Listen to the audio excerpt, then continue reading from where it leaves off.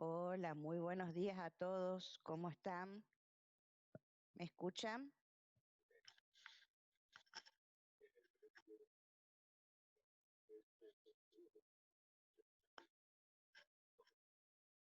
Hola, Hola, sí, Buenos se días, escucha. sí se escucha. buen día, ¿cómo están? Cuéntenme un poquito cómo les ha ido con este ABP.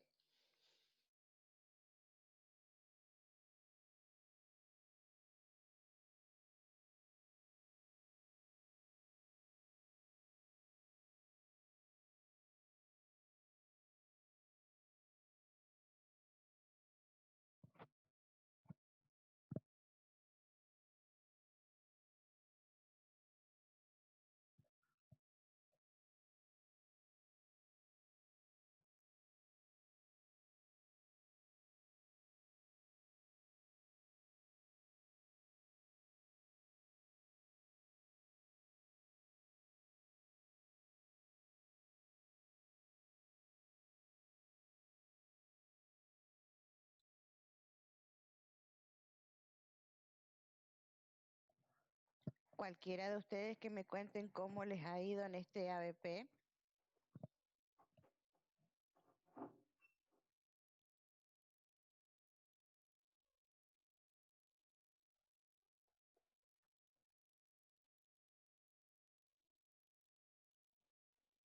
Hola, ¿Ninguno? buen día. Profesora, me Hola, parece que Marce. vas a tener que pedir por nombre. Me parece que sí, che. A ver, No hay Mariana. ninguno por ser viernes y por el frío me parece que están medio... Hola, profe. Bueno, en particular, eh, bastante bien, porque bueno, nos dividimos todos. Usted está preguntando la BP5. Sí, Bueno, y a mí en particular me tocaron los puntos sobre el Badepum, que era el 2, el 6 del escenario 2. Y bien, o sea, por ahí el tema de los libros, más que nada, que bueno, cuesta buscar. Y pero bien el resto porque nos dividimos todo con mis compañeros, así que se entendió bien todas las consignas y la forma de hacer también. perfecto. Iván, ¿cómo le fue al grupo de ustedes?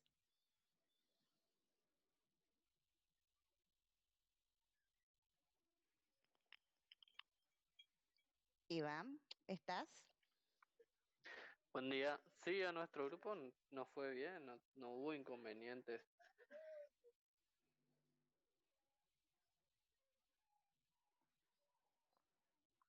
¿Hay algún grupo que le haya tocado muy de cerca por vivir alguna situación similar, particular, que quiera contar?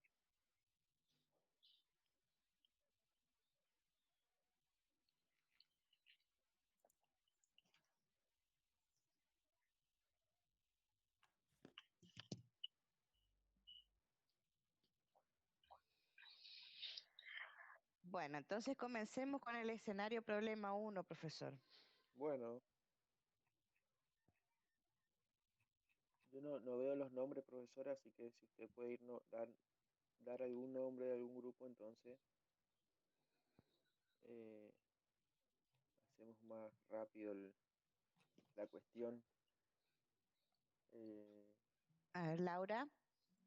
Hola, profe, buen día. Hola, ¿cómo estás? ¿Todo bien? Ahí estoy buscando. Si me da un momentito.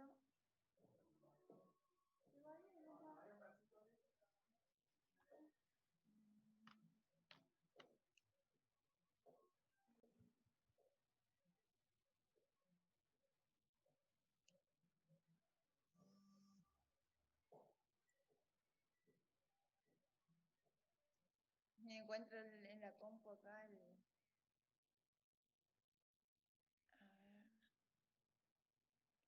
bueno, mientras Laura busca Sí. su trabajo, yo quiero hacer una pregunta a los demás.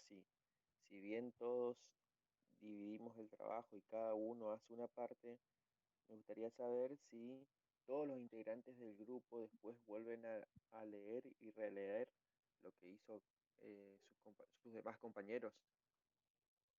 O así como envía el compañero, la adaptan a la letra, al trabajo y envían.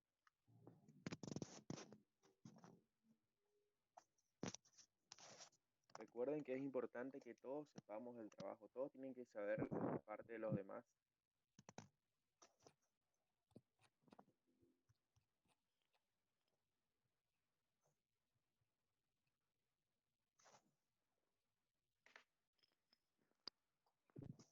Ahí encontré.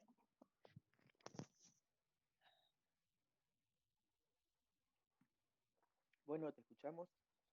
Bueno, ¿qué el punto 1 del caso 1?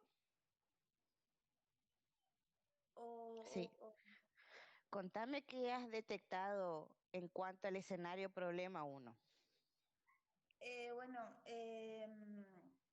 mi grupo y yo pusimos que Horacio en el escenario problema 1 tenía anemia. ¿Qué datos les llevó a ustedes a concluir que Horacio tiene o manifiesta esa patología? Bueno, primeramente el bajo peso de él, después decía que Horacio no tiene grasa y parece que está como si solo tuviera piel y huesos, que se observa palidez en el color de la mucosa conjugal del lecho ungual. Y bueno, y nosotros yendo para el libro, esos eran los signos y síntomas que nos mostraban anemia y seleccionamos la anemia por falta de hierro, porque bueno, coincidían los signos y síntomas. Y bueno, también dice que es el tipo más frecuente de anemia y el déficit nutricional más común en los niños. Así que bueno. ¿Hay otras causas que pueden inducir a una anemia? Aparte de la deficiencia o el déficit de hierro. Sí, hay varios tipos de anemia que nosotros pusimos, bueno, también pusimos acá en el trabajo que hay varias que son similares. Dice, hay una que se llama anemia normocrítica, después hay otros tipos de enfermedades también que se relacionan con los trastornos de la sangre, ¿no? Y contanos un poquito cuáles son esos trastornos. Bueno, acá tengo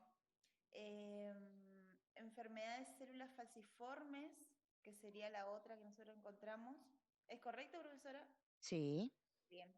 Después, a ver, anemia plástica. Después, ¿Aplásica no será? a ver. Ah, sí, aplásica. Perdón. Anemia plástica. Después, trastornos de la coagulación.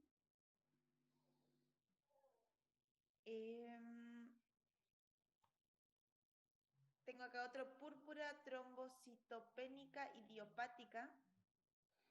Sí. Después, meningococcemia.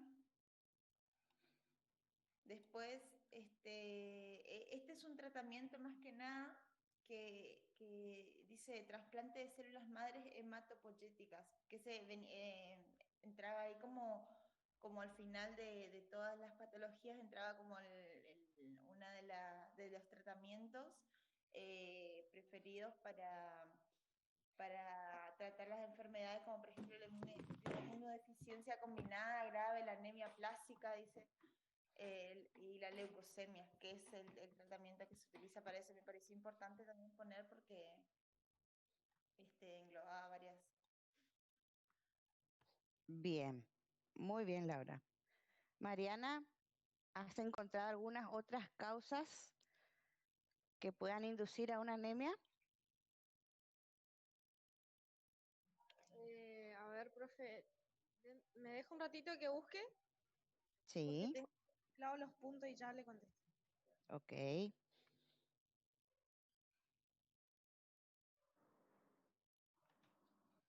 Bueno, mientras tanto les cuento No sé si algunos de ustedes ya estaban conectados en nuestra clase el día de ayer. Esta semana no van a tener ABP para realizar, así que tienen libre de actividades en cuanto a la cátedra de enfermería infanto-juvenil para que ustedes puedan estudiar con un poco más de tranquilidad sin estar preocupándose por la realización y la entrega del ABP que correspondía para esta semana, ¿no? Bueno, profe, gracias.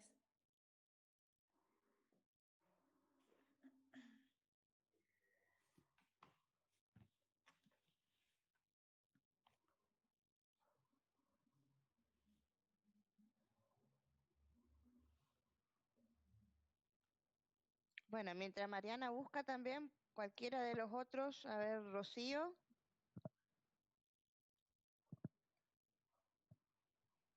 Rocío, ¿estás? Buen día, profesora. Buen día. Em, Recién yo me conecté. Escuché que preguntó sobre las causas de la anemia.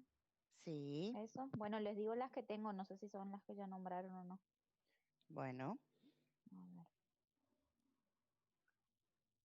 Yo tengo en anemia por déficit de hierro, que la causa puede ser secundaria a una pérdida sanguínea, a mala absorción o a escasa ingesta nutricional. exacto. ¿Algo Después, más? en la anemia, le voy diciendo, en la anemia normocítica, que puede ocurrir como resultado de hemorragia, de inflamación inducida por enfermedad, por coagulación intravascular diseminada, por déficit de glucosa. Ay, no, perdón, estoy leyendo el concepto. Asociada a la inflamación crónica, la infección relacionada con una mayor destrucción de los eritrocitos, una Sí, disminución de de la liberación de hierro de los lugares de almacenamiento y una respuesta ineficaz de la médula ósea. Después, en, en caso de las hemorragias, por la pérdida directa de sangre. Después,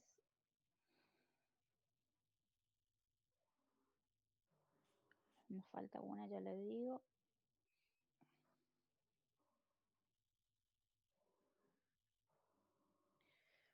En la anemia aplásica.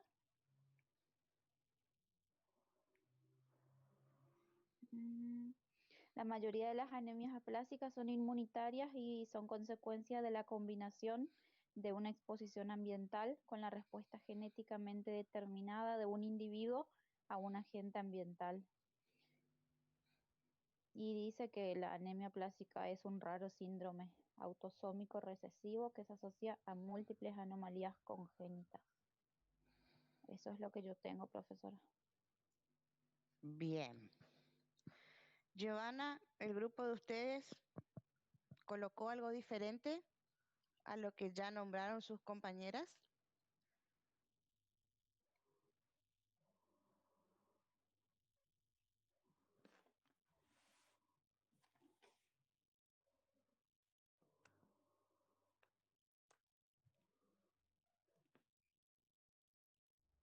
¿Escuchás, Giovanna?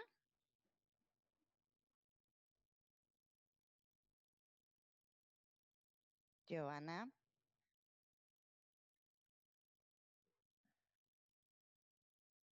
me parece que no. Marcia, Profe, sí. ¿me escucha? Sí. Sería también y también quiero saber los trastornos que conllevan con la anemia, que uno es hemofilia Muy bien. ¿Qué más? y un ratito que no le hemofilia y mm, talasemia, que también es otro tipo de trastorno, que son un grupo de trastornos sanguíneos hereditarios de la síntesis de la hemoglobina, caracterizada por la anemia, que pueden ser leves a graves. Afecta a uno de los dos pares de cadenas polipéptidas y una cadena de la hemoglobina. Hay 3 tipos de talasemia. Talasemia mayor, también conocida como anemia Cooley, es el tipo más frecuente. La talasemia abarca el rasgo talasémico a la talasemia mayor de carácter lateral. Dice, que creo que no pusimos los otros porque dice que hay 3 tipos. Eso no me había fijado. Solamente tengo anemia Cooley. Y es un trastorno autosómico recesivo, por lo que ambos padres son portadores del gen anómalo en cada embarazo. Eso tengo de parte de la talasemia. Las manifestaciones clínicas de la talasemia están causadas por la síntesis alterada de la hemoglobina, unos eritrocitos estructuralmente anómalos. Anómalos y acortamiento de la vida media de los eritrocitos. El niño con talasemia presenta palidez, alteración de su desarrollo, hepatoesplenomegalia y anemia grave. En la parte de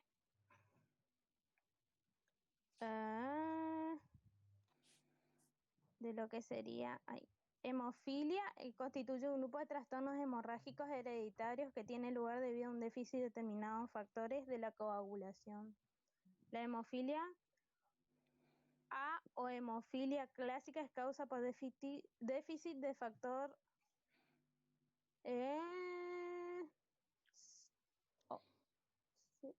8 sanguíneo, puede ser, y representa el 80% de las personas con hemofilia.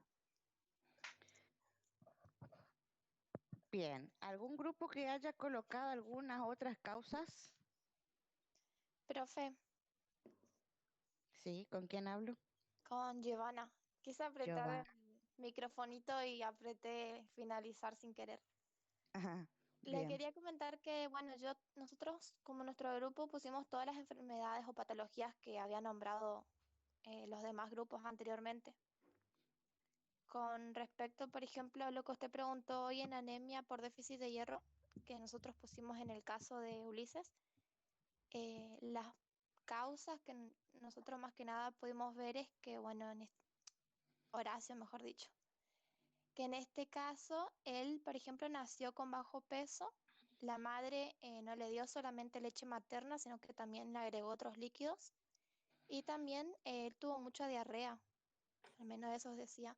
Entonces, como que son varias causas que llevan a un cuadro como anemia por déficit de hierro. Sí, pero habría que hacer un diagnóstico diferencial ahí, porque en sí, en todos los datos recabados que se manifiestan en el caso problema, ¿no? Em, no hay nada que nos asegure que la causa sea una deficiencia de hierro. Claro, para eso estarían las pruebas diagnósticas. Ujú. Por eso es que me interesa saber cuáles son las causas, sobre todo las causas más importantes, porque las que ustedes han estado comentando son causas, pero son menos frecuentes. Hay otras que son más frecuentes, que todavía ninguno de ustedes me las han mencionado. Profe, le nombro otras cositas que veo ahora acá que tengo. Dale. Dice los requerimientos internos aumentados como el rápido crecimiento. Y da como ejemplo que los adolescentes en crecimiento tienen dietas altas en grasas y bajas en vitaminas, así como bajas y que los minerales son más susceptibles los adolescentes son más susceptibles a padecerla. Habla de los bebés que después de los 6 meses se alimentan solo con leche materna o con fórmulas no enriquecidas con hierro, que no toman suficientes alimentos sólidos. Nombra los bebés nacidos de parto múltiple o de madres con estado nutricional insuficiente.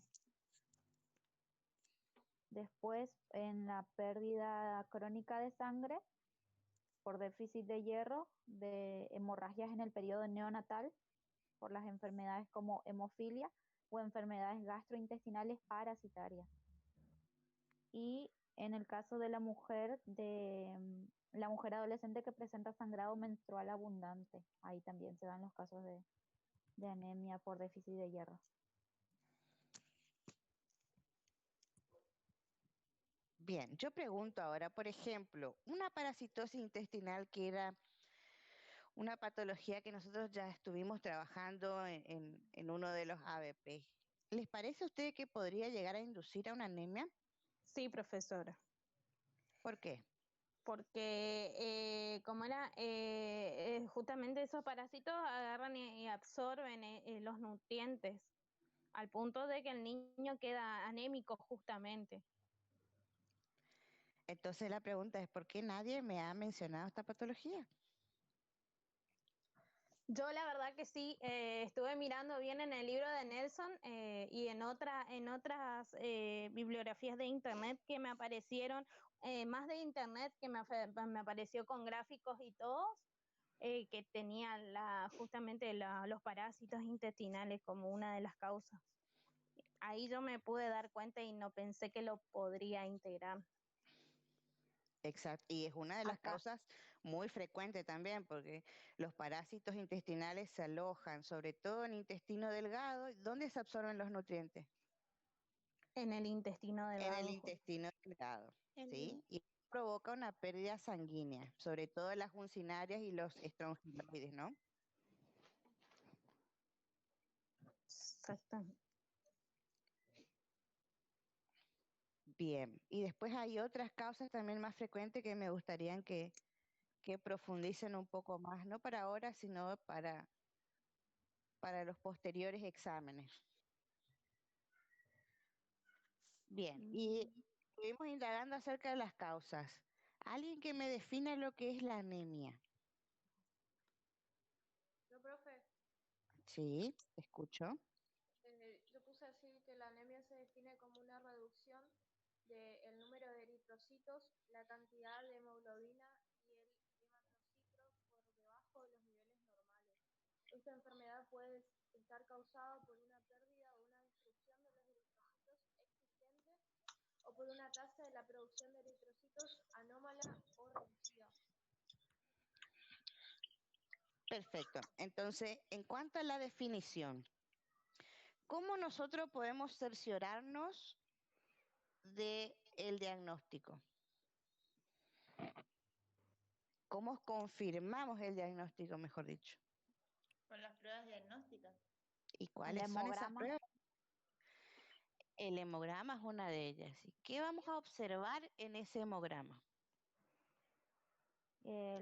los reticulocitos, eritrocitos inmaduros o recientemente liberados, la capacidad de fijación del hierro y la ferritina sérica, que en esos casos suele ser menor de... Me dice NG, la verdad que no sé qué significa, cómo se lee eso, por mililitro. Y también la cantidad de hemoglobina. NG es nanogramos. Ah, bueno, gracias, profe. Profe, también vamos a ver la cantidad de hemoglobina, o sea, depende del número que tiene. Hemoglobina es uno de ellos. ¿Cómo se va a encontrar? Bajo. Bajo. Acuérdense que la hemoglobina es una molécula que transporta el oxígeno. Por eso se acuerdan que en los niños con anemia, una de las, eh, una de las complicaciones a saturarle era que podría arrojar valores falsos. Esa era una de las consideraciones a tener en cuenta, ¿se acuerdan? Bien, aparte de la hemoglobina, en el hemograma, ¿qué otras cosas vamos a observar alterados? ¿Qué otros parámetros?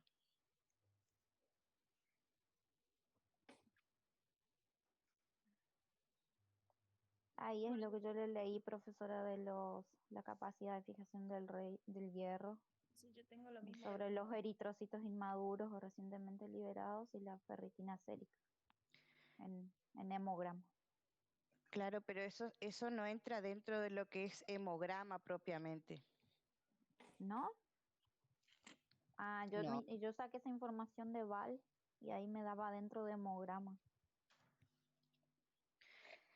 claro, acuérdense que la bibliografía es estándar. En la mayoría de los países se suelen utilizar o suelen solicitar esas pruebas dentro de lo que es el hemograma, ¿no? Pero acá no hacemos eso.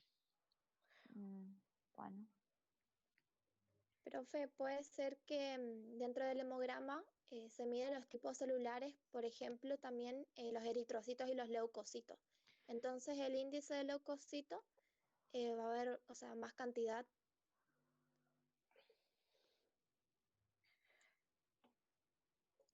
Y depende, si la anemia es causada por alguna infección, es probable que estén alterados los leucocitos.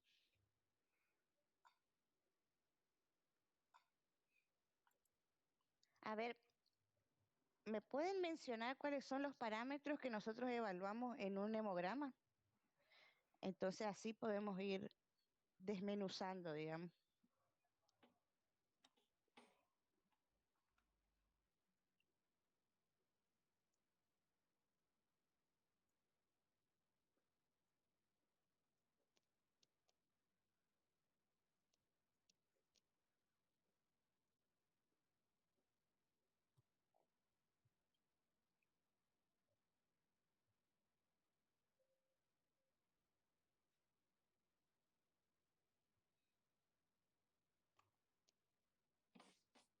Cualquiera.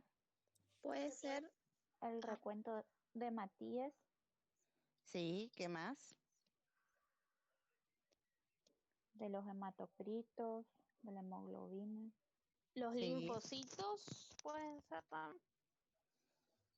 linfocitos entran dentro de lo que es recuento de glóbulos blancos. Ah, plaquetas también. Plaquetas, Los glóbulos rojos. sí, esos son eritrocitos.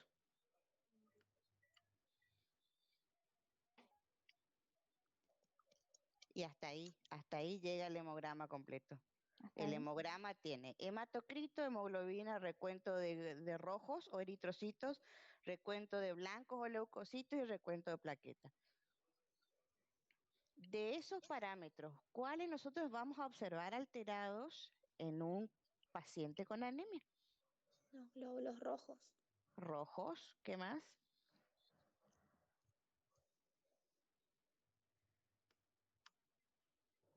La hemoglobina. Hemoglobina, y falta uno.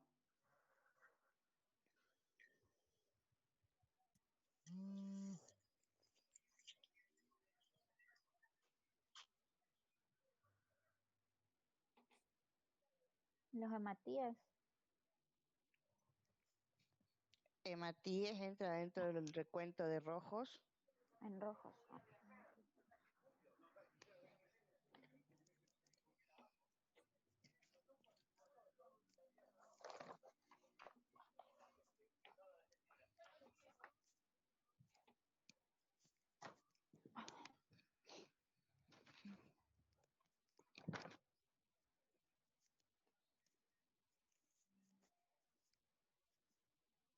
¿Ninguno?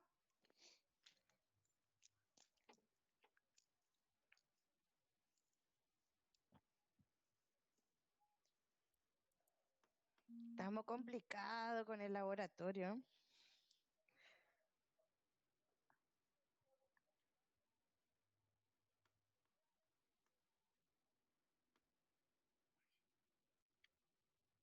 Las plaquetas, profe. Y depende, si la anemia es causada por una hemofilia, pueden estar alteradas las plaquetas, sí. ¿Se va dando cuenta que todo depende de la causa de la anemia? Si la anemia por ahí es causada por un déficit de hierro, van a encontrar alterado por ahí hematocrito, hemoglobina y glóbulos rojos. Si la anemia es causada o es secundaria a una infección crónica, lo van a ver alterados los glóbulos blancos o leucocitos. Si la anemia es causada por una hemofilia, pueden ver alterados las plaquetas. ¿sí? Había una anemia que es una anemia plástica o de células falciformes, que ustedes me habían mencionado ahí. En ese caso, para poder realizar el diagnóstico, se realiza lo que es un frotis sanguíneo. ¿Llegaron a leer algo acerca de eso? Frotis. Mm, No. No, a mí por lo menos no me suena no haber leído eso. Bueno, un frotis es un extendido de sangre que se hace en un portaobjeto. ¿Conocen lo que es un portaobjeto? Es un rectangulito de, de vidrio, se coloca una gota de sangre pequeñita y se hace un extendido. Y eso se Ah, tiñe en unas ocasiones y a veces no se tiñe y va directamente a observación directa bajo el microscopio, ¿no? Y ahí se puede observar la morfología, es decir, la forma de las células y también podemos llegar a determinar si hay un problema en la producción de la médula ósea de, de eritrocitos, por ejemplo, o hay una malformación de esas células. ¿Me entiendes? sí, sí, profesor. Ahora que lo dice, sí, siempre se ve esa, es, los análisis que hacen eso de la gota en el vidrio. Bien, eso se llama frotis sanguíneo. Frotis sanguíneo. Vamos a anotarlo.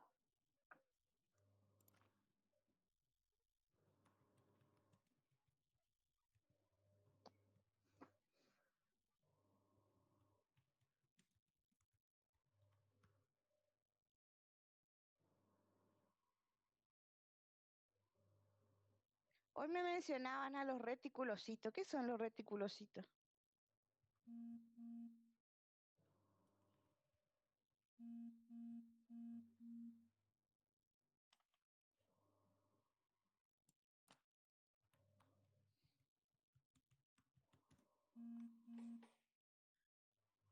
Perdón, profe, ¿qué? ¿Son glóbulos rojos inmaduros, profe? ¿Cómo? ¿Son glóbulos rojos inmaduros? Inmaduros. Perfecto.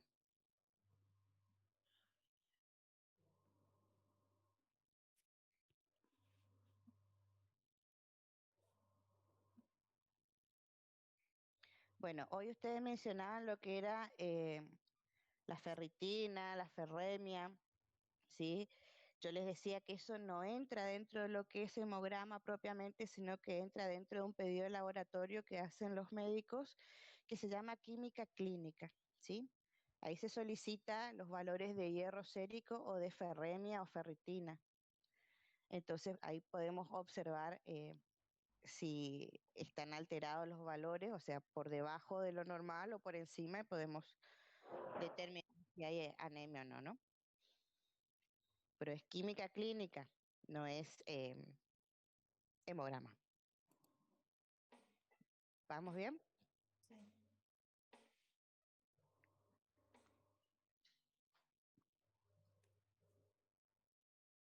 Profesor Marcelo, ¿quiere preguntar alguna cosa?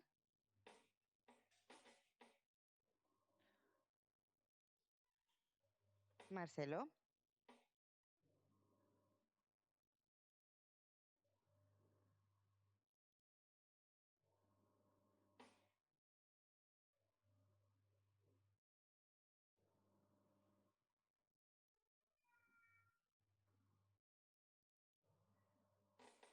Bueno, ¿alguien ha evaluado el estado nutricional de Horacio?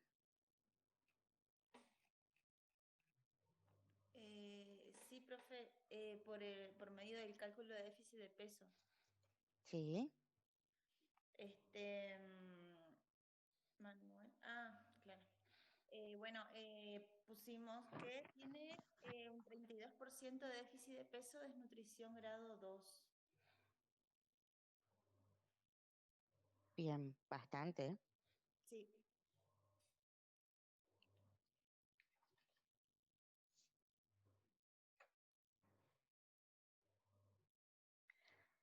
Siguiendo con lo que es el laboratorio,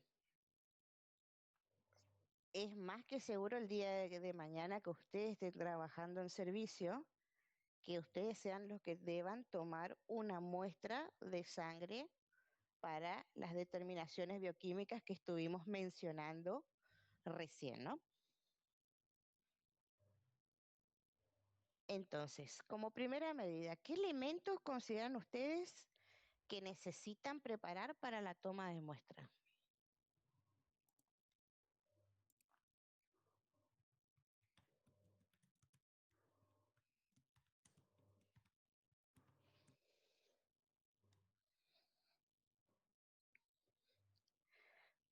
Bueno, una banda elástica.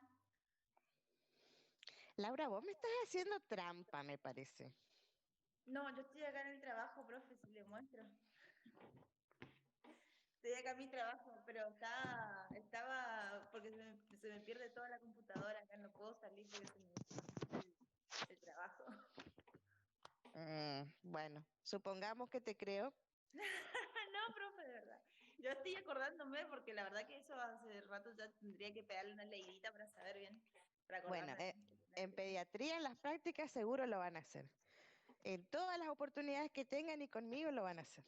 Ojalá, profe, yo no llegué a hacer ninguna muestra de sangre, ningún pinchazo, nada en el año pasado, así que Bueno, entonces, ¿qué necesitamos? bueno, una banda elástica, ¿Para qué la banda elástica? para para que salga de la vena. No sabría decirle el término correcto ahora. Para que se hinche la vena. Para ejercer presión. Ahí está. Yo tengo acá a mano, profesora, si quiere le leo. Es un lazo hemostático.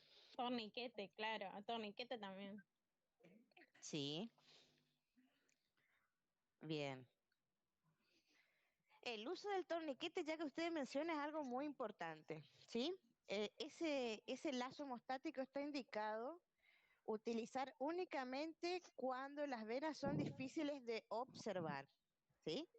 Si las venas del sujeto de cuidado se pueden visualizar a simple vista o si se puede palpar, no es necesario o no es recomendado colocar el torniquete, ¿sí?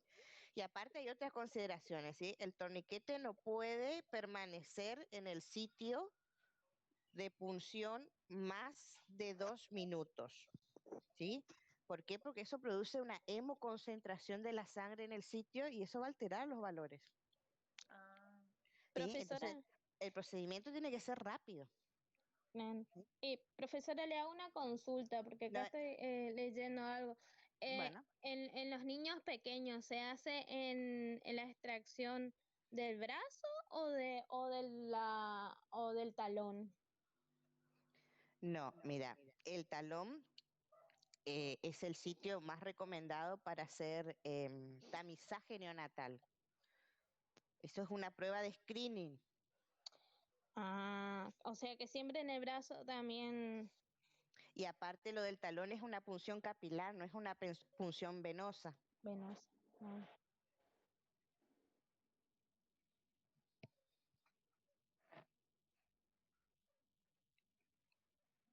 Bien, entonces, el torniquete, ¿qué otras cosas? Las jeringas bueno, leo toda la lista. Las gasas estériles, la solución antiséptica, que sería alcohol, el 70%, clorexidina o yodopovidona. Aguja número 23 o 25. Jeringa de 1, 5 o 10 mililitros, dependiendo seguramente del... Y de uno nunca, De 5, porque, perdón, acá tengo tipiado una I, no es un 1. bien, Recipiente para muestra de sangre, que serían los tubos, los microcontenedores, el portaobjeto, apósitos para luego de la extracción para cubrir el sitio de punción y los guantes estériles. Todo esto que vamos a tener en la bandeja, claro.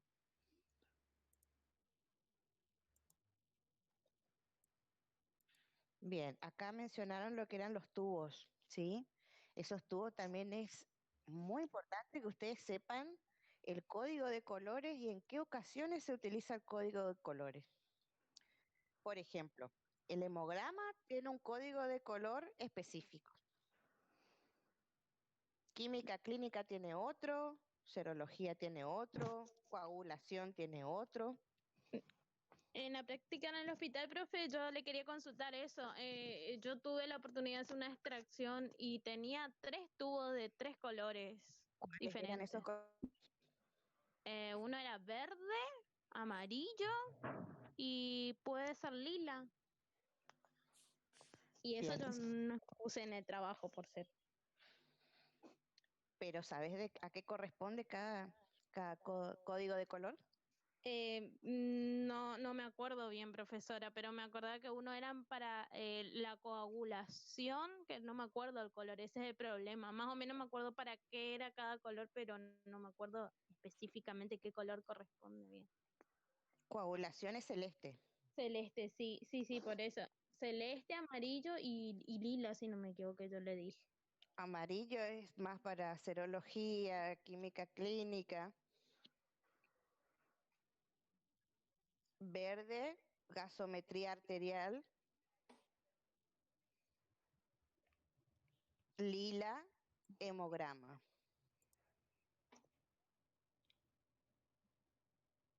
O sea, tienen otras indicaciones además, pero esas son las más comunes, ¿no? Claro. O sea, que si solicitan un hemograma, ustedes tienen que preparar todos los elementos para la extracción de sangre y tienen que tener a mano ese tubo, el de color lila.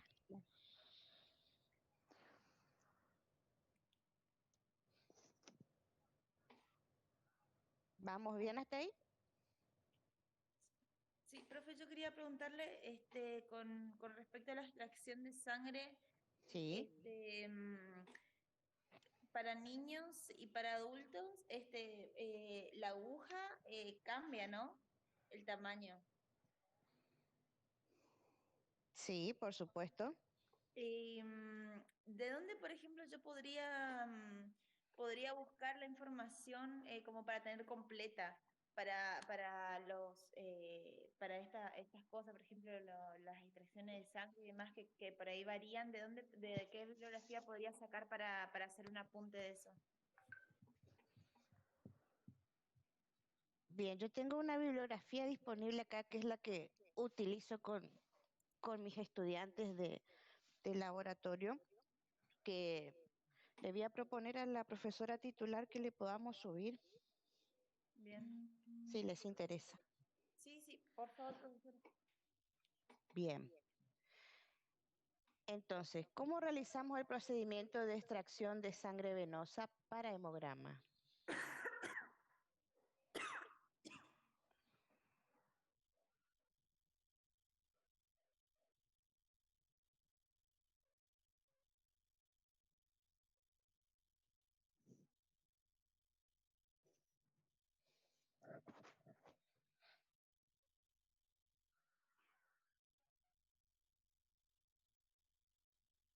Leo, profesora.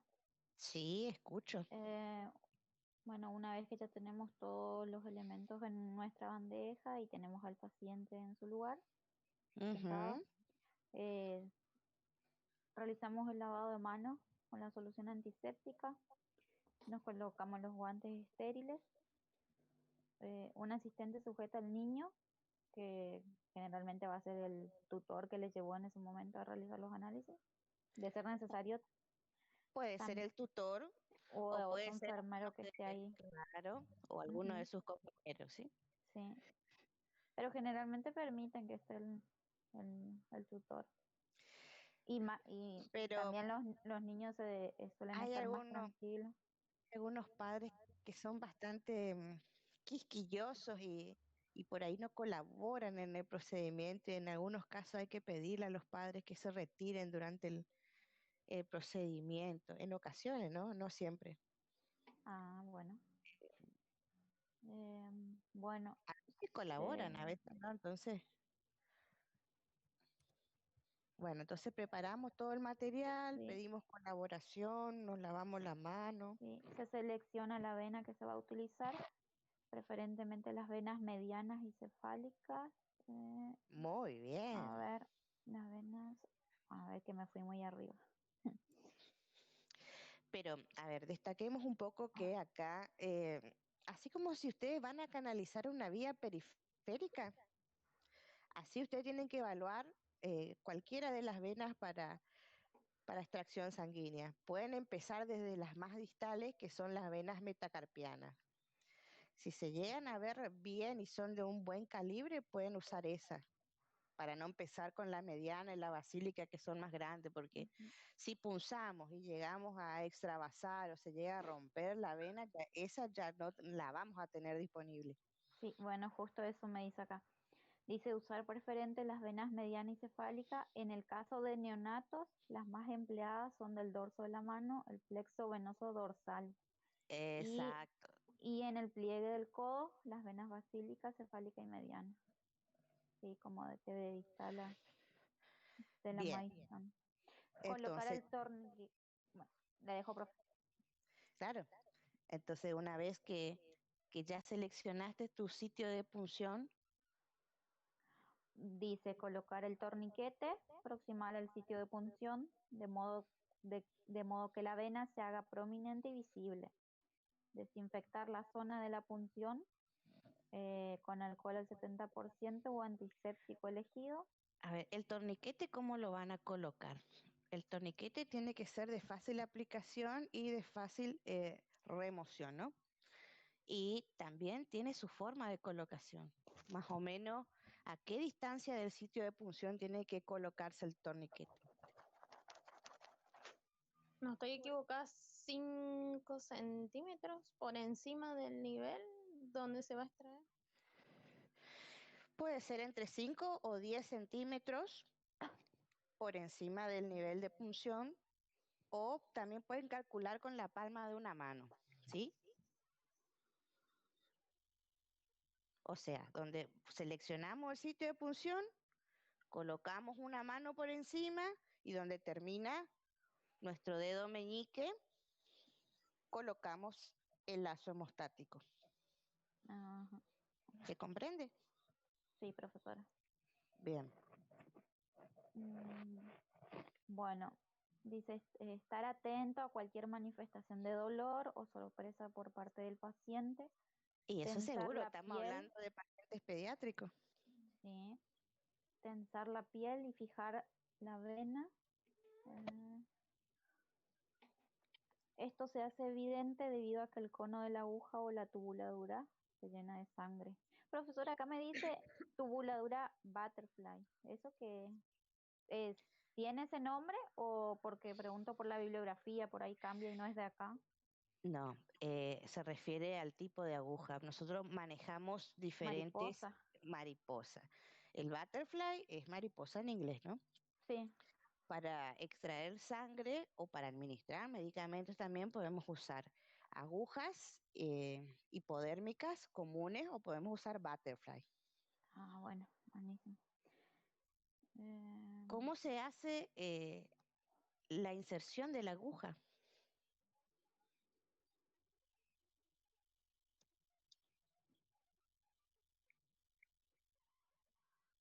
Me dice conectar la jeringa y aspirar suavemente. Ay, no, me dice cómo punzar.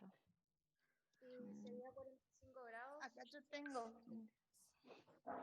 dice la aguja con el bisel hacia arriba en Ajá. 15 a 30 grados respecto al brazo. Perfecto. Ah, sí, acá está. Avanzar a través de la piel 0,5 centímetros hasta que la aguja ¿Qué, penetre. qué En profundidad va a tener esa aguja en la piel del paciente? 0,5 me dice acá, centímetros. En el lumen de la vena.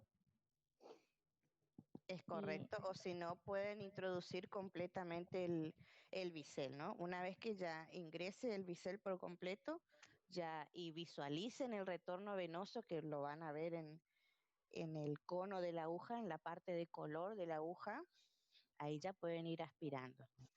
¿Cómo se hace la aspiración?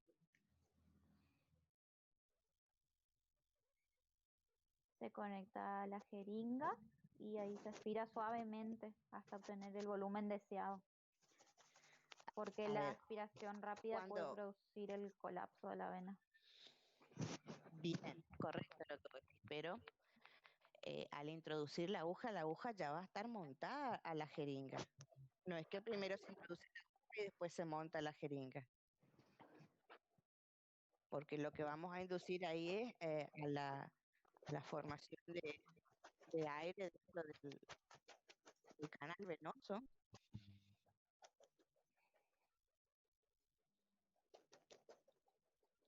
¿Se entiende? Sí, sí, profesora, se entiende.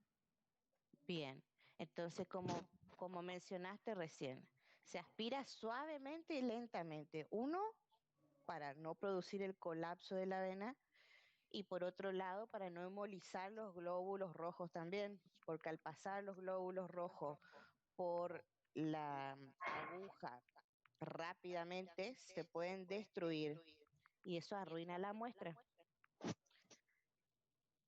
Y si ustedes llevan esa muestra al laboratorio, el laboratorio es más que seguro se los va a devolver para que tomen una nueva muestra. Y eso va a implicar que ustedes tengan que volver a pinchar al sujeto de cuidado y más que seguro que la madre o el referente no va a estar de acuerdo, ¿no?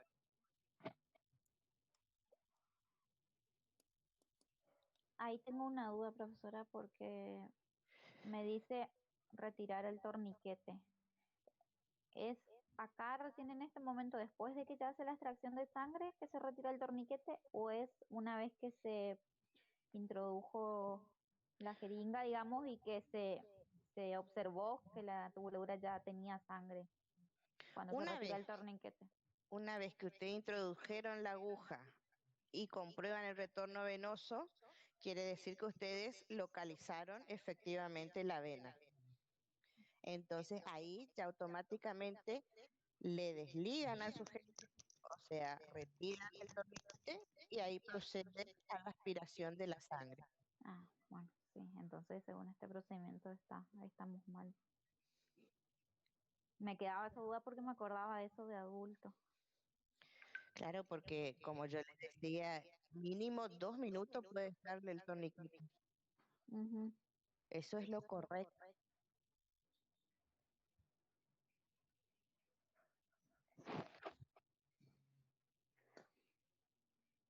Bueno, y Bien, después me dice retirar la aguja y jeringa, aplicar presión con gasa sin doblar el brazo y colocar apósito. Descartar la aguja en el descartador rígido. Distribuir la sangre en recipiente adecuado para el laboratorio. Eh, Me dice en caso de hemograma, colocar la gota de sangre sobre el portaobjetos y realizar el frotis, que era lo que usted nos explicaba hoy. bien. Ahí está el frotis. En caso de tubos, colocar la punta de la jeringa sobre la pared interna del tubo y empujar con suavidad y llenar los tubos hasta el enrase. Rotular las Perfecto. muestras y enviarlas al laboratorio y descartar las jeringas en bolsa roja. Registrar en la hoja de enfermería el procedimiento realizado, el examen solicitado, la hora de la extracción de muestra, el volumen de sangre extraída, el sitio de punción y la tolerancia al procedimiento y complicaciones si las hubo. Muy bien. Perfecto.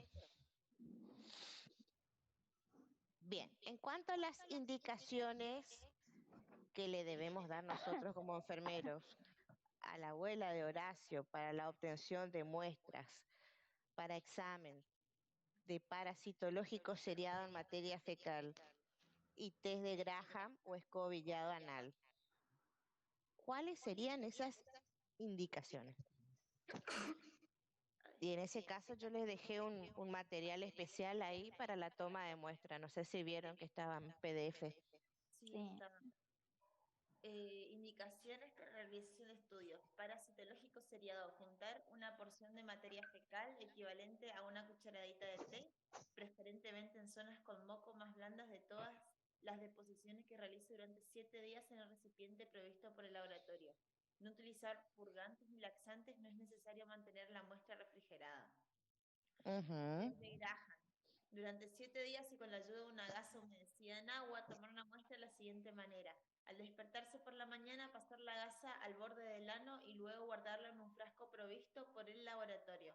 Repetir este procedimiento por 7 días que dura la prueba, utilizando una gasa diferente cada día. Perfecto. En el caso de el parasitalógico seriado,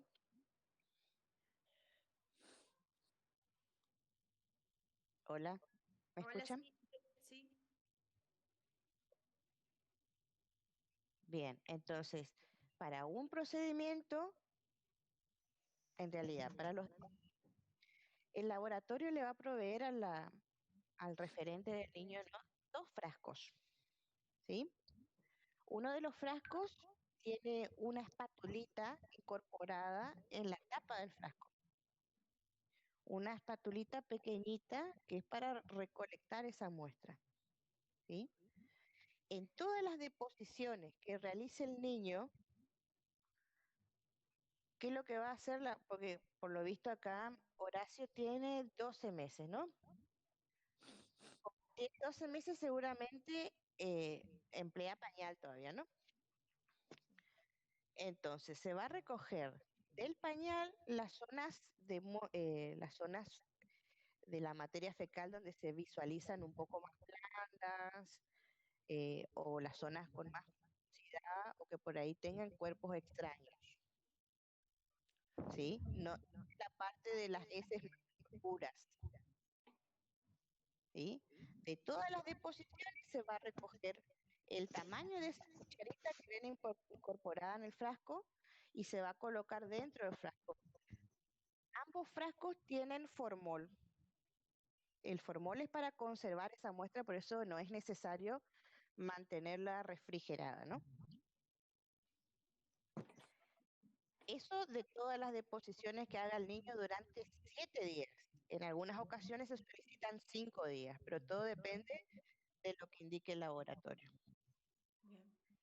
Para el otro examen, van a tener un frasco similar con formol, pero este no trae cucharita, ¿sí?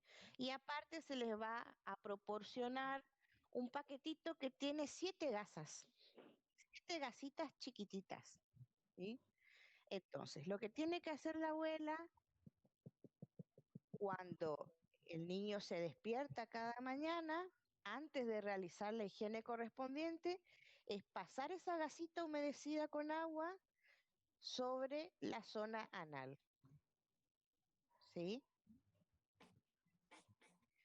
Entonces, una vez por día, durante todas las mañanas, por 7 días, se recoge esa gasita. O sea, en total van a tener 7 gasitas que van a estar dentro del frasco que no tiene la espatulita con formol. Y obviamente todas las recomendaciones necesarias. Si la abuela puede usar guantes para la recolección, sería genial. Y si no, también el lavado de manos antes y después de realizar la toma de muestra, lo mismo, ¿sí? Y eso va para usted también en el caso de que usted tenga que recoger la muestra. ¿Quedó claro eso? Sí, profesora. Bien, veamos un poquito entonces ahora lo que es el proceso enfermero. ¿Qué, ¿A qué diagnósticos abordaron? Yo tengo desequilibrio nutricional inferior a las necesidades corporales relacionado con incapacidad para absorber los nutrientes manifestado por diarrea. Sí, ¿cuáles serían las intervenciones prioritarias? Intervenciones, determinar la historia de la diarrea, solicitar al paciente familiares que registren color, volumen, frecuencia y consistencia de las deposiciones, evaluar la ingesta registrada para determinar el contenido nutricional, enseñar al paciente, la familia, a llevar un diario de las comidas.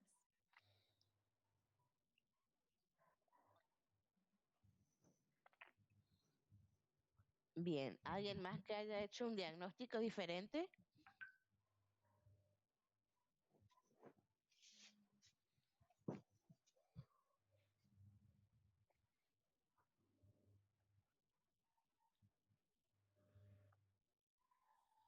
Para el caso de Horacio estamos hablando.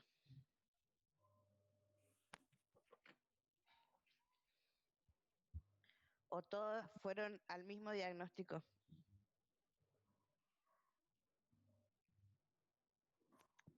Eh, Le leo, profe, el Sí, te diagnóstico que escucho. hicimos en un grupo.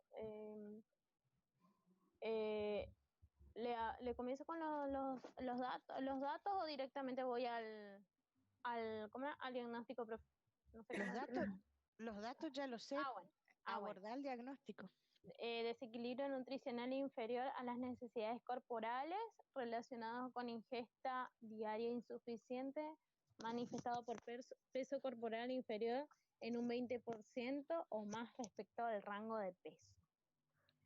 Las actividades son identificar la dieta prescripta, disponer comida de forma atractiva, establecer los alimentos según sus preferencias, preguntar al paciente que nos indique cuándo ha terminado, si A ver un procede, poquito, a si ver un poquito. procede, sí. En este caso no sería. A ver, el paciente tiene 12 meses, ¿ustedes le van a preguntar? Claro, no, sí procede, por eso ahora me di cuenta. No, profesora, no. Sería estimularle. Por eso hay que adaptar los diagnósticos, Sí, hay acuérdense. que adaptarle, estimularle sería lo ideal acá. Sí, ese es un error que estoy mirando. Y registrar la ingesta si resulta y animar, esto sí, a los padres o familias que le alimenten al paciente.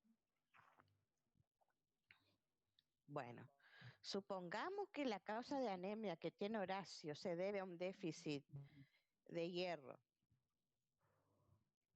¿Qué actividad propondrías ahí? ¿Cómo, profe? Que supongamos que la anemia que presenta Horacio sea por un déficit de hierro. ¿Qué actividades como enfermera propondrían ustedes ahí? Se puede hacer manejo de la nutrición. Bien, ¿cómo? Em, Nosotros pusimos eso, justamente esa intervención, y pusimos determinar el estado nutricional del paciente, evaluando el déficit de peso, la ingesta diaria en cuanto a cantidad y tipo de alimentos para determinar la conducta de hábitos alimentarios. Entrevistar a los Y eso ya saben, porque eso está en el escenario. porque eso está en el caso, sí. Y proporcionar el número de calorías y el tipo de nutrientes necesarios para satisfacer las necesidades nutricionales. Y otro en cuanto a enseñar a los cuidadores sobre las necesidades dietéticas específicas en función del desarrollo y la edad del niño, que por ejemplo en uno de los puntos anteriores habíamos hablado todo al respecto de la lactancia, de la alimentación hasta el año de vida. Está muy bien lo que decís, pero me refiero al suplemento de hierro. Ácido fólico, profesora. ¿Ácido fólico o suplemento de hierro? En muchas de las ocasiones se les proporciona o se le indica médicamente ambos, ¿no? Sí, Pero tienen indicaciones especiales. yo me acuerdo porque mi hermana siempre tenía anemia y era, no sé por qué, la verdad que no me acuerdo, era muy chiquita yo, pero ella todo el tiempo estaba con ácido fólico y era complicado darle porque a ella no le gustaba, porque es feo, es amargo, y bueno, siempre era una pelea con eso, y la nutrición de ella siempre fue muy flaquita, no sé por qué habrá tenido tanta anemia cuando era chiquita, la verdad que no, pero siempre. Profe, yo también tuve una experiencia porque yo cuidaba a una señora y ella en una operación que perdió mucha sangre le habían indicado un suplemento de hierro, pero no era ácido fólico, era otra cosa que no recuerdo. Era una ampolla y ella tenía que tomar. Acá O sea que también en los grandes sangrados también se recomienda hierro. Exacto. Pero me refiero a que tanto el hierro como el ácido fólico tienen indicaciones específicas para la administración. ¿Estuvieron indagando acerca de eso?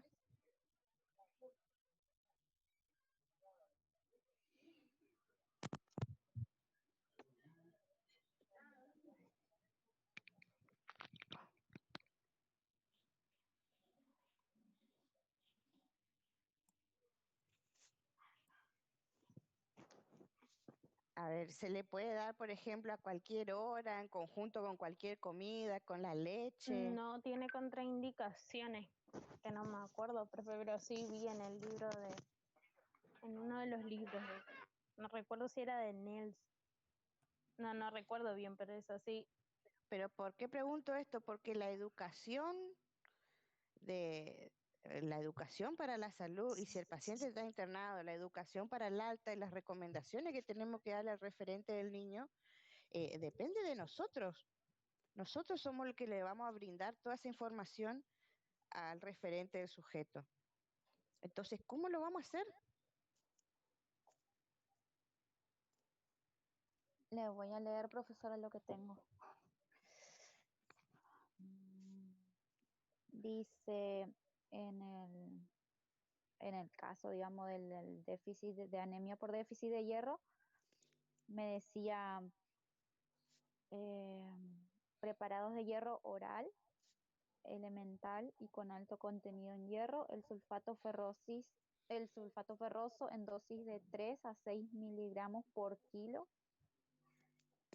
durante 4 semanas, que suele ser el tratamiento habitual.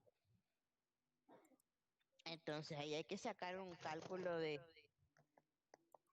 la En base al cantidad peso, claro. en base al peso del niño.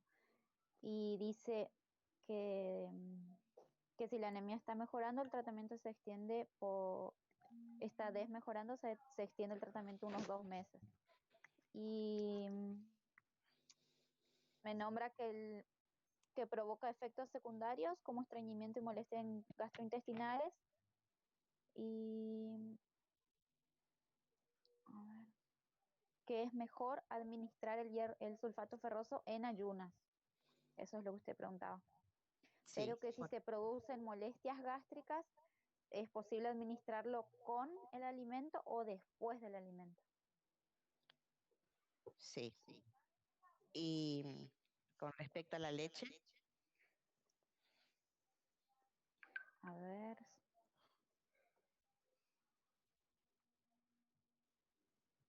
Ay, no veo que me diga algo respecto a la leche, pero me dice respecto a la vitamina C.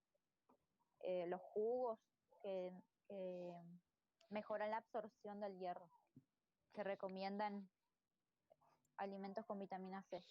muy bien. Esa es una pregunta que suele hacer muy frecuentemente la doctora Sprang para el examen final. Pero queda de tarea entonces indagar cómo administramos o cómo sugerimos la administración de sulfato ferroso respecto a la leche. Bueno, y acá en el cuadrito o sea, en el proceso enfermero que hicimos nosotros, por ejemplo, me decía que cuando los niños son lactantes también le pueden indicar a la madre consumir ella, o sea, aumentar ella el calcio, las proteínas y los líquidos, entonces para que ella a través de la lactancia le pase también al niño. Es correcto.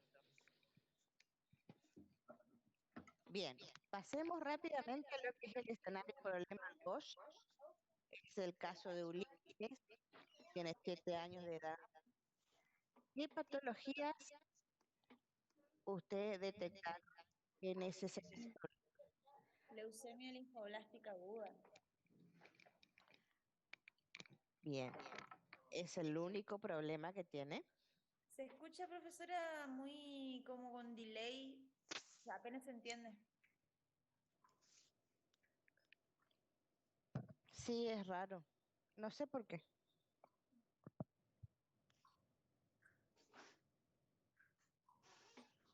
Tenía pérdida de peso importante también.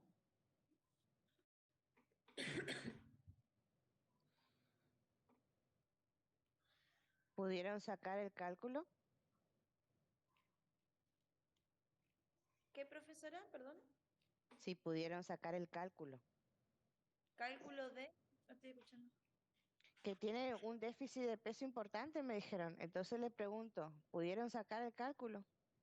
Ah, pero a ver, no tenía muy acá. em,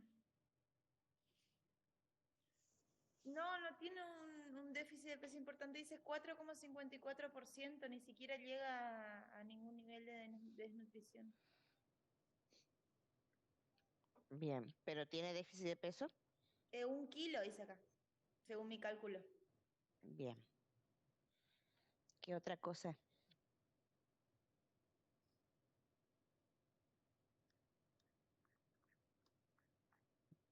Mm,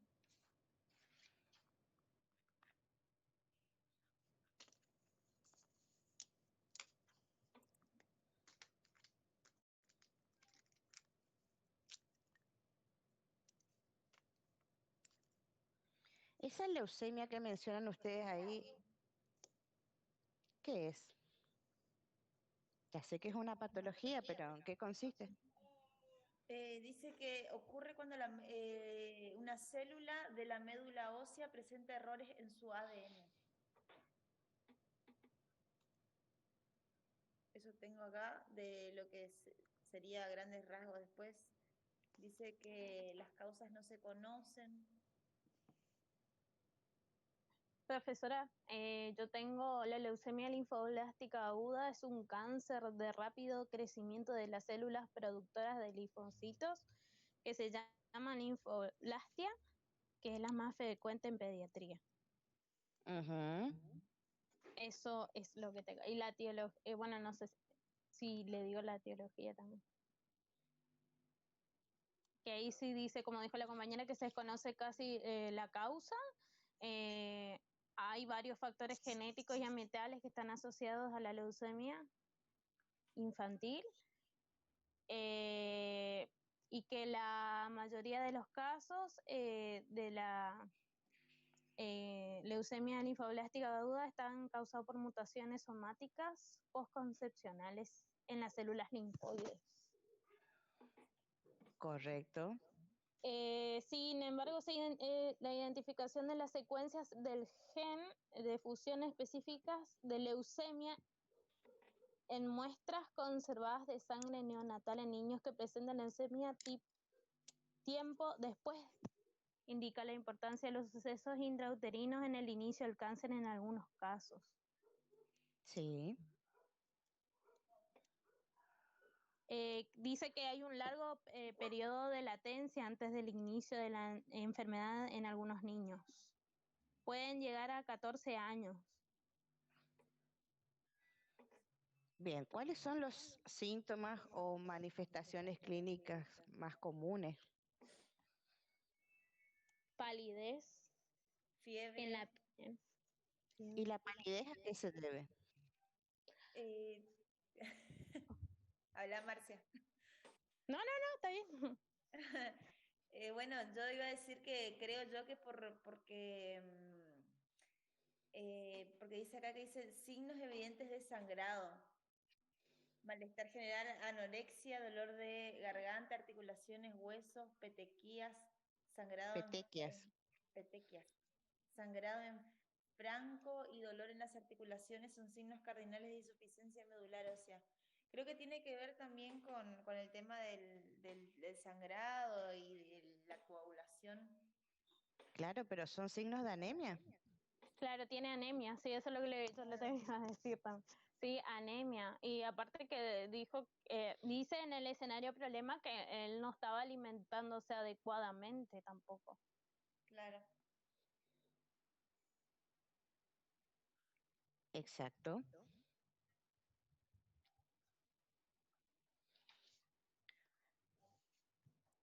Profesora, Ujú.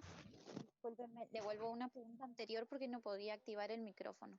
Sí. Cuando habla del tema del peso, la compañera dijo que él tenía déficit, tenía 1 kilo nomás por debajo del déficit de peso, pero ese porcentaje le daba si calculaban si hacían el cálculo con o sea, ese cálculo lo que está sacado con el indicado para lactantes y en cambio este niño ya tiene 7 años. Entonces Muy bien. mi pregunta es, ¿ahí se debería sacar el índice de masa corporal o entendí mal? No. ¿Y cómo Tiene calculamos entonces el déficit de peso de él? El cálculo de déficit de peso del lactante va hasta los 2 años. A los 2 años, por eso, y él ya tiene 7, por Él eso. ya tiene 7, entonces esa fórmula no pueden usar. Y Qué bueno, buena y esa es la que observación. usaron que le dio 1 kilo de diferencia. ¿Qué Por eso, fórmula tienen que usar ahí? porque ahí dice que él tiene un 1,40 m, digamos, 140 centímetros y 21 kilos.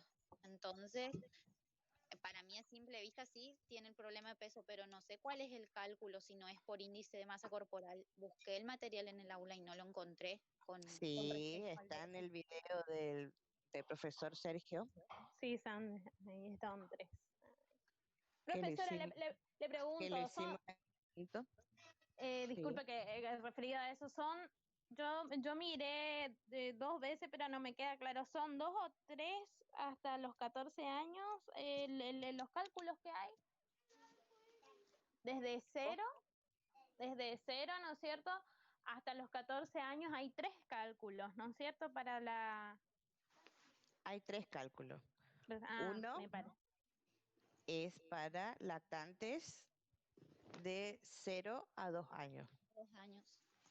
¿Sí? Esto se calcula en gramos. Sí, después hay otro que va desde los 2 años hasta los 7, si no me equivoco. Sí. Y Y después el después, otro de 8. Ay, el otro no me acuerdo hasta los cuantos. 14, creo que es. muy Sí. bien. Pero ese cálculo, profesora, nos indica cómo calcular el peso ideal, Sí. pero no nos muestra cómo determinar lo de la desnutrición, el déficit de peso sería. El mismo procedimiento. El mismo Ese que para peso los ideal, lactantes.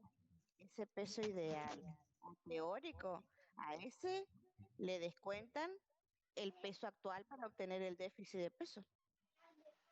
Ajá.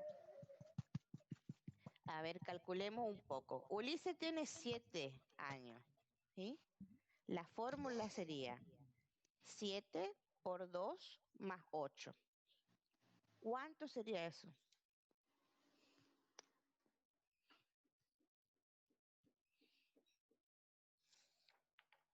¿22 kilos? 22 kilos, muy bien. Y en el caso dice que él tenía 21 kilos. Tiene 1 kilo Entonces, de diferencia. menos 21 sería 1 kilo o De- 1000 miligramos de déficit de peso. Ahora, ese déficit de peso lo tienen que multiplicar por 100 y dividir por el peso teórico, o sea, 22.000 gramos. Bueno, y ahí me da 4,55, o sea, ahí da como que no tuviera desnutrición. Por eso era mi duda, porque en el caso dice que perdió no considerablemente, o sea, con la enfermedad. ¿Cómo dijo, profe? ¿Multiplicar por cuánto? No escuché esa parte. Por 100. Ese déficit de peso que ustedes obtuvieron ahí son 1000 gramos, ¿no? Sí. Entonces, 1000 gramos por 100 dividido el peso teórico que era 22.000.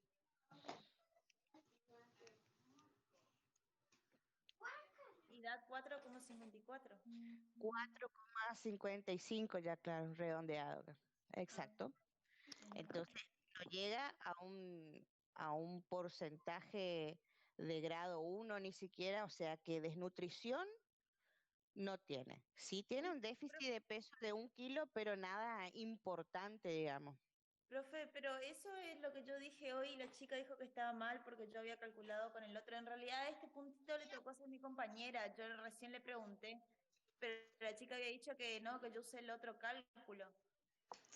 Por Por eso le eso estoy es que estamos preguntando, Laura, retomando. si es así el cálculo o si se hace con el índice de masa corporal, porque a mí lo que me quedaba la duda es porque en el caso como que él hace la mención de que perdió considerablemente el peso, entonces a mí me quedaba la duda de si era con ese cálculo de déficit o si era según índice de masa, porque yo lo calculé según el índice de masa corporal también y ahí me daba como que tenía delgadez severa, entonces yo quería sacarme esa duda.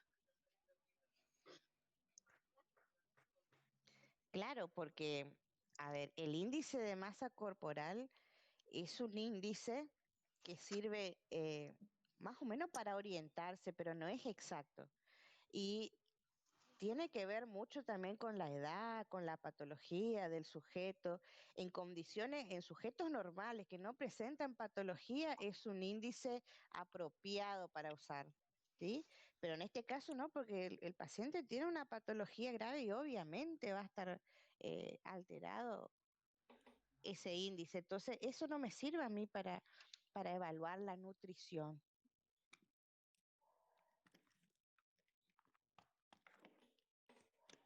Claro. Claro, profe, entendido, ahora sí me saqué todas las dudas. Bien. Otra cosa. ¿En qué consiste la biopsia por aspiración y la punción de médula ósea? Mm, em, ¿Para qué se realiza? ¿Por qué? ¿Quién lo tiene que hacer? ¿Qué cuidados o consideraciones debemos tener en cuenta? acá yo Yo tengo, tengo profe. biopsia es la extracción y análisis del tejido orgánico, frecuentemente utilizado en el diagnóstico de tumores sólidos. Los resultados patológicos se utilizan para diagnosticar el tipo de tumor y planificar el régimen terapéutico. Indicaciones, ¿leo eso o no? Yo tengo Sí, acá, perdón. Acá dice preparar los elementos necesarios de los contenedores para la muestra, explicar al niño el procedimiento, etiquete la muestra adecuadamente y encargarse del transporte de estas tal como se recomiende, verificar los constantes vitales durante y después del procedimiento, preparar el área quirúrgica, siga las directrices del control de la sedación y la analgesia, ¿esa asegúrese. muestra lo van a tomar ustedes? No, no. ¿Sí o No, no? tiene que ser por un médico especialista. Eso lo va a hacer el hematólogo, Profesora, yo tengo diferente que la compañera. pero eh, ustedes van a realizar cuidados en colaboración, van a Claro. participar del procedimiento y tienen que estar preparados para intervenir en cuanto a los cuidados posteriores, las complicaciones que se pueden presentar. Entonces, por eso es muy importante que ustedes sepan eso. Y aparte, esta patología es una patología muy frecuente que de acá, de nuestra zona, y que lo van a ver mucho allá en pediatría.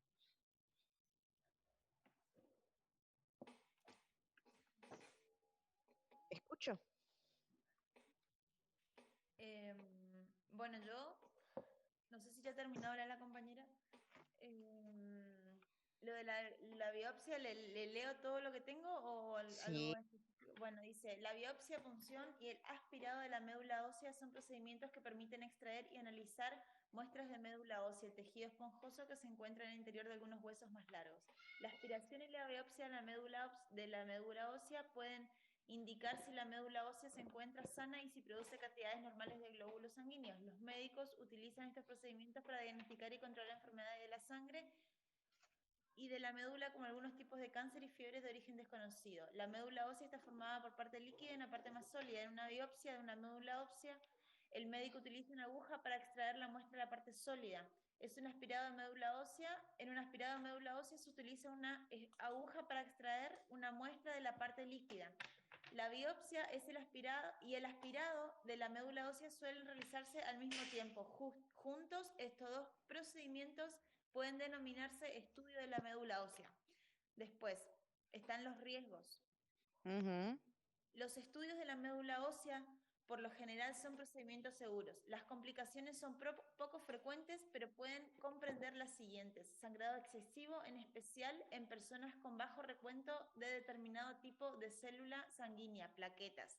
Infección, especialmente en personas con el sistema inmunitario debilitado. Molestia de duración prolongada en el sitio de la biopsia. Penetración del esternón durante las aspiraciones en el esternón, que se pueden causar problemas cardíacos o pulmonares. Después tengo cuidados previos al examen. Decir al médico si se está tomando algún medicamento o suplemento. Ciertos medicamentos o suplementos pueden aumentar el riesgo de sangrado después de una aspiración o biopsia de médula ósea. Avisar al médico si se siente nervioso por el procedimiento.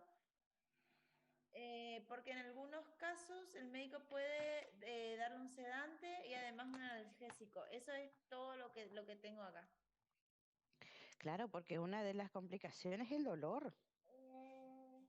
Claro. Ustedes no se dan una idea del tamaño de esa aguja que es para aspiración de médula. Es como, ¿ninguna tuvo parto por cesárea? No, yo no, por lo menos. Bueno, la epidural que se colocan en la columna para la anestesia Es es larga, profe. es un poroto al lado de este tipo de aguja para la biopsia. Eh, Es larga, ¿sí? Sí, sí, profe, porque yo tuve en realidad una operación que me hicieron esa anestesia local y sí, me acuerdo que era una aguja muy larga y estaban todavía en pediatría cuando es eso. Exacto. Y lo colocan atrás en la espalda, sí, sí, me acuerdo más o menos. Es muy larga la aguja también. Dice de 10 a 15 centímetros de largo. Sí. Encontré acá en internet, miré rápido. Ok. Bueno, otra cosa primordial acá en este caso clínico es lo que indagaron en cuanto al vademecum de drogas que se utilizan para el tratamiento quimioterápico, porque antes que nada, ¿cuál sería el tratamiento ahí más común en una leucemia linfoblástica aguda? Permiso para hablar. Yo tengo acá el tratamiento de la LLA, implica radioterapia y quimioterapia. La radioterapia se utiliza para enfermedad del sistema nervioso central en la leucemia del linfocito T y para la afectación testicular. La quimioterapia está organizada en 4 fases. Y ahí tengo las fases con los diferentes medicamentos que se utilizan. Muy bien. ¿Leo las fases? No, no es necesario. Me interesa saber acerca de las drogas, porque esas son drogas que ustedes van a manejar y que tienen ciertos efectos secundarios, ¿no? Que ustedes tienen que prestar atención, eh, sobre todo cuando después, durante la administración de la quimio y posterior a la administración de la quimio, que a los que les toque estar en el servicio de oncología lo van a hacer. Profesora, yo le quiero preguntar, porque yo tuve mucho inconveniente con ese punto. Leí y tiene muchísimas contraindicaciones también. Es ¿cómo puedo hacerlo? Porque al tener muchas cosas, muchas contraindicaciones y también cuando es antagonista o agonista con otros medicamentos o si Por el eso, tiene complicaciones, o sea, hepática o renal, también está indicado una, está contraindicado otra según el estado. Y a mí me dio muchísimo problema que terminé poniendo todo y se fue no sé, 100 hojas más o menos me iba de Mecum. Eso, profesora, ¿cómo puedo hacerlo? Porque a mí me costó mucho porque veía mucha contraindicación porque es muy tóxico el tratamiento de la quimioterapia. exactamente. Y no está mal lo que hiciste. Y por ahí sí, por ahí quería preguntar porque sí, al tener tanta contraindicación también a los medicamentos de quimioterapia se asocian a otros quimioterápicos y entonces también tiene otra fase que es muy importante todo eso. Claro, por eso es que se hace hincapié en eso.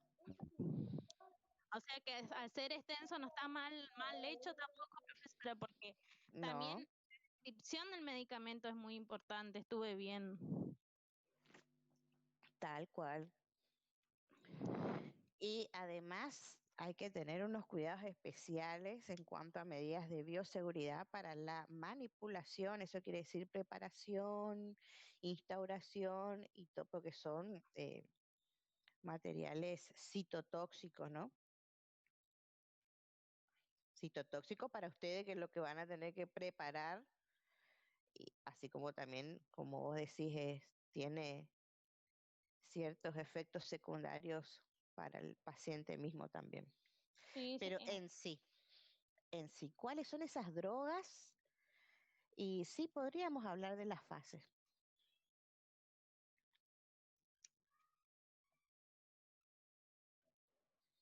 Las drogas Le- ya básicamente les mencionan en el caso clínico. Sí, le leo yo, profesor, que esté. Fase de consolidación tiene una duración de 4 a 12 semanas y consiste en el tratamiento profiláctico con quimioterapia intratecal a base de metotrexato intratecal e intravenoso. Cuando se logra la remisión completa, y después, cuando se logra la remisión completa se complementa con un periodo de tratamiento intensivo para disminuir los leucocitos afectados. Después está la terapia de mantenimiento, dura de entre 2 a 3 años. A esta secuencia se le debe añadir una profilaxis del sistema nervioso central a base de quimioterapia intratecal. La duración del tratamiento en general debe ser menor de 3 años y los resultados actuales con quimioterapia son muy aceptables. Esta fase debe llevarse a cabo con análisis sanguíneos sistemáticos para valorar la respuesta de la médula ósea. Después está la terapia de reinducción,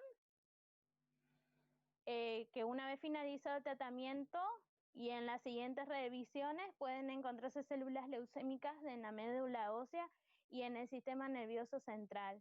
En el tratamiento de esta recaída incluye la terapia con prednisona, vincristina y otros fármacos combinados. Una vez lograda la remisión, se procede a llevar a cabo una terapia preventiva y de mantenimiento del sistema nervioso central. Y después está la evaluación diagnóstica clínica. Disculpa, yo tengo diferente las fases. Y nosotros pusimos simplemente fases, son primeramente 4 fases y solamente pusimos las drogas que se utilizan, no es que escribimos mucho la explicación, sino simplemente las drogas, no sé, ahí no sé ahora. Y no está mal tampoco.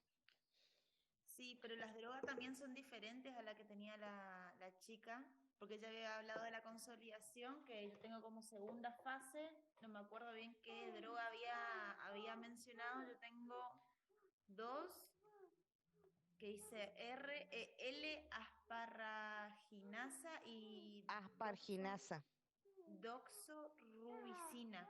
Esas 2 drogas tengo. daunorubicina. Daxo, tengo acá. No, entonces está mal escrito. Ah. Está así como copiado del libro.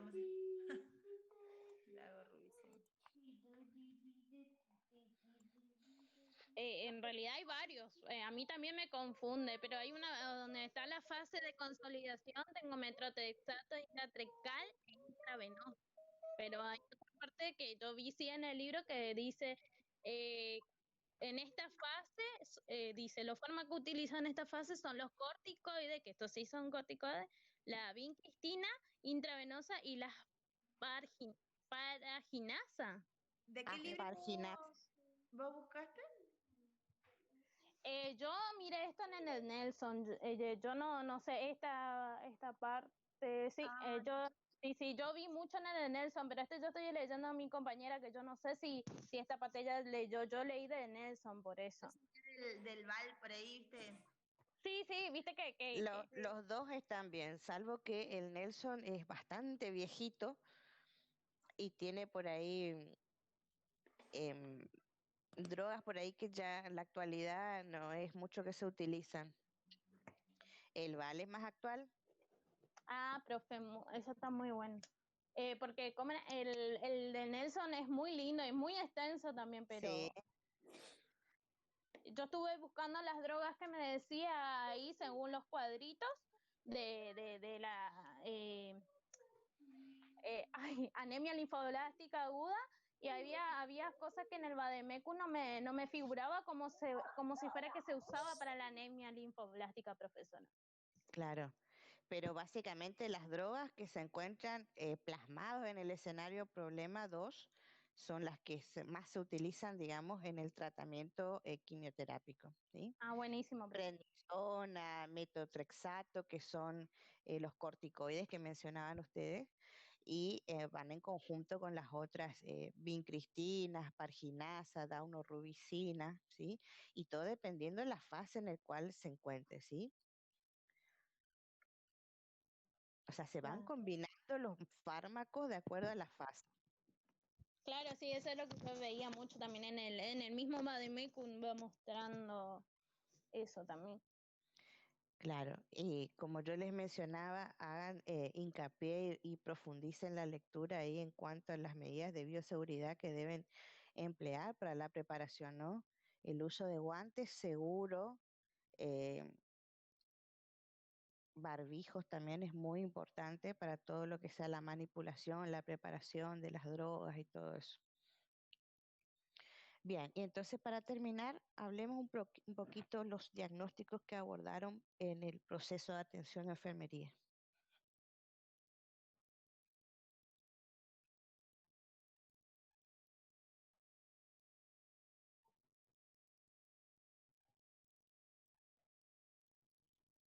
¿Qué diagnósticos lograron hacer para este niñito? Profe, por ejemplo, a mí justamente me tocó hacer ese punto y yo estaba en duda, ¿no? Porque siempre se dice que hay que abordar el tema por ahí más importante en el momento. Entonces yo estaba entre la fiebre y entre el dolor, porque es lo que por ahí más abordaría en el tema de la quimioterapia, como usted dijo, uno de las Bueno, consecuencias. y vos, entre la fiebre y el dolor, ¿qué consideras más importante? Yo hice 2 PAE.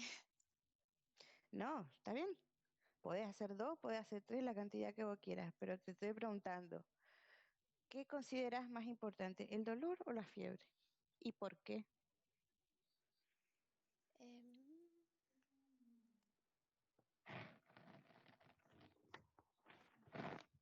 Mientras la chica piensa, profesora, yo le quiero mencionar, nosotros abordamos por Cualquiera el tema, cualquiera puede contestar, ¿eh? nosotros abordamos por el tema riesgo de sangrado, porque como dice, riesgo de sangrado relacionado con coagulopatía esencial, por ejemplo, trombocitopenia.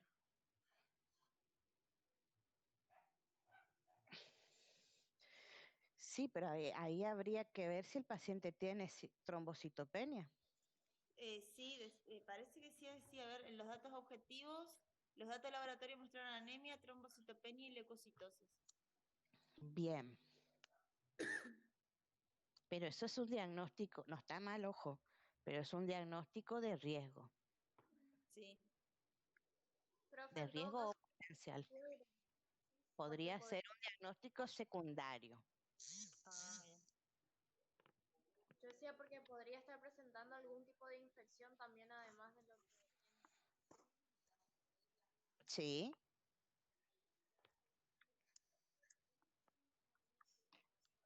pero con respecto a lo que preguntó lo que manifestó, mejor dicho, la compañera, entre el dolor y la fiebre, ¿Qué consideran ustedes más importante a tratar ya, ahora? El dolor. ¿Por qué?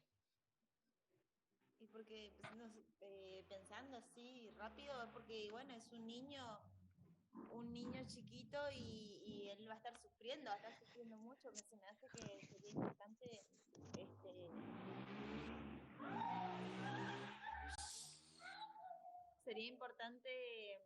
tratar esto. Por eso.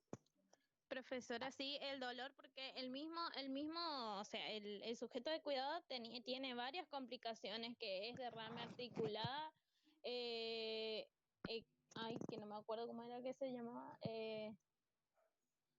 o sea, tenía contracturas, derrame articular y artritis migratoria, que todo eso produce dolor, Claro. inflamación, Y ese dolor puede conllevar a otras complicaciones del cuadro clínico.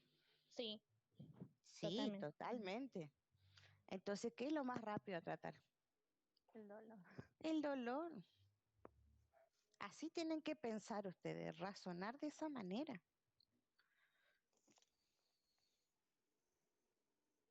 Porque no les va a servir de nada que ustedes le bajen la fiebre o que traten la fiebre si la fiebre también puede ser psicosomática. ¿Qué quiere decir esto? Que los niños hacen fiebre por cualquier cosa. Si bien la fiebre es un signo de infección, en algunos casos, eh, cuando el niño quiere llamar la atención, cuando algo le duele, cuando algo le molesta, puede hacer fiebre. Entonces, habría que valorar todas estas cuestiones, ¿no? Entonces, lo más pronto es evaluar el dolor. Para eso también usted tiene varias herramientas que pueden usar en pediatría para la valoración del dolor, que son las escalas, ¿no? Y tienen distintos tipos de escalas ahí Sí, hay para poder, varios para poder tipos. usar de acuerdo a la edad del sujeto y poder determinar más o menos la intensidad de ese dolor y cómo tratarlo.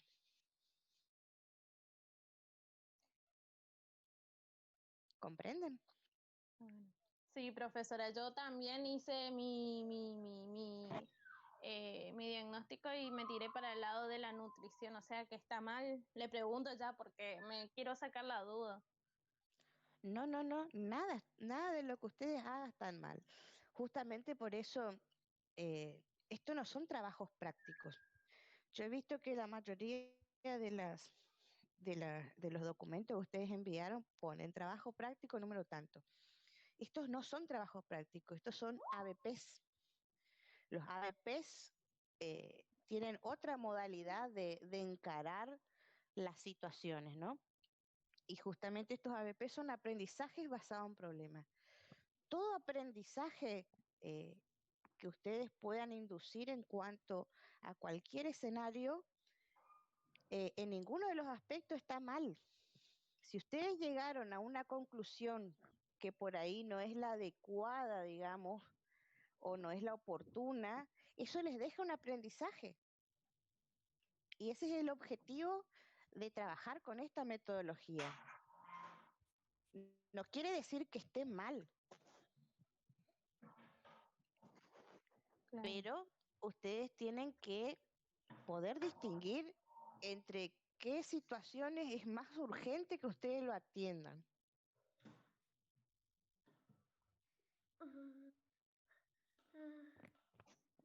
Claro. Bien, profe. ¿Vamos bien? Sí. Sí, Perfecto. ¿Qué otra cosa pudieron ver o qué otro diagnóstico pudieron abordar ahí?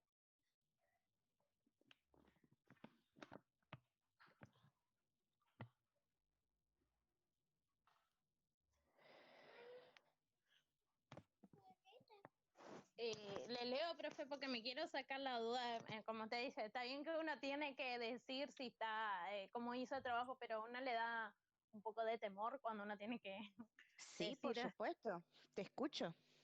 Bueno, yo puse deterioro de la integridad cutánea relacionado con desequilibrio nutricional manifestado por déficit inmunitario. Yo no sé si hice bien, pero yo me traté de tirar lo más posible al caso, porque como él tenía muchos problemas de movilidad y de sí, movilidad sería, no sé si está bien. Sí, es correcto.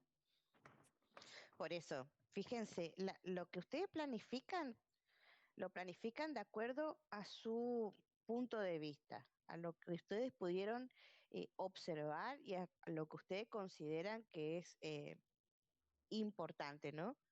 Y cada plan de cuidado tiene el fundamento de por qué. Por eso, vos me estás diciendo que abordaste ese diagnóstico por tal y tal motivo. ¿Está bien? A ver, ¿y qué intervenciones pudieron planificar para ese diagnóstico? Observar, bueno, vigilancia de la piel, observar si hay enrojecimiento, edema o drenaje en la piel y las membranas mucosas, que hablaba todo de justamente de la membrana mucosa válida que tenía, vigilar el color y la temperatura de la piel, observar si hay excesiva humedad o sequedad. Y yo quería poner también, pero no me animé, pero creo que lo más fundamental es el recuento de los linfocitos, que eso es una tarea incluso de enfermería. Bien. Que eso no, ese puntito no le puse, pero yo no sabía si ya era mucho. Profesora, en esa parte uno puede agregar de 3 a 4 o siempre tiene que ser menos. O sea, siempre tiene que ser 3 a 4, ¿qué? En la parte de intervenciones. Ustedes pueden planificar la cantidad de intervenciones que ustedes deseen. Ah, perfecto, entonces sí, porque también me parecía eso más importante que los otros puntos, el recuento de los linfocitos, que es muy importante. Y acuérdense que el proceso de atención de enfermería tiene varias etapas, ¿no? La primera es la valoración, después viene la planificación, después viene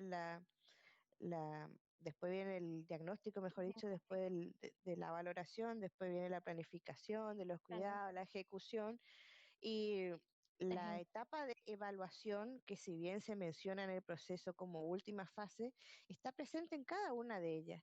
Eso quiere decir que si en la valoración ustedes ya pueden ir evaluando si les faltó algo para valorar, si no, eh, qué patrones alterados ustedes pudieron detectar en la valoración, si hay alguno que les faltó, y eso constituye una evaluación. En el diagnóstico también, así como estamos haciendo ahora, estamos evaluando qué diagnóstico es más importante y qué diagnósticos son secundarios, son menos importantes en orden de prioridad, ¿no?